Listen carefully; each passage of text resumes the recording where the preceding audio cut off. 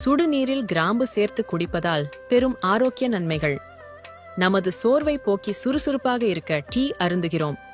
அதேபோல் கிராம்பு டீ குடிப்பதால் சாதாரண டீயை விட உடலுக்கு அதிக நன்மை பயக்கும்.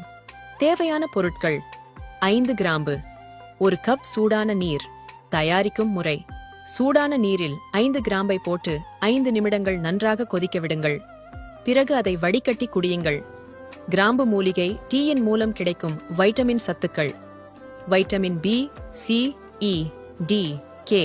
கிராம்பு டீயின் நன்மைகள்: தலைவலி போக்கும், நோய் எதிர்ப்பு சக்தி அதிகரிக்கும், உயர் இரத்த அழுத்தம் கட்டுப்படும், இதய நலன் காக்கும், பற்கள் ஆரோக்கியமாக இருக்கும், செரிமானம் சிறக்கும், கல்லீரலுக்கு நன்மை, கணையம் ஆரோக்கியம் அடையும்.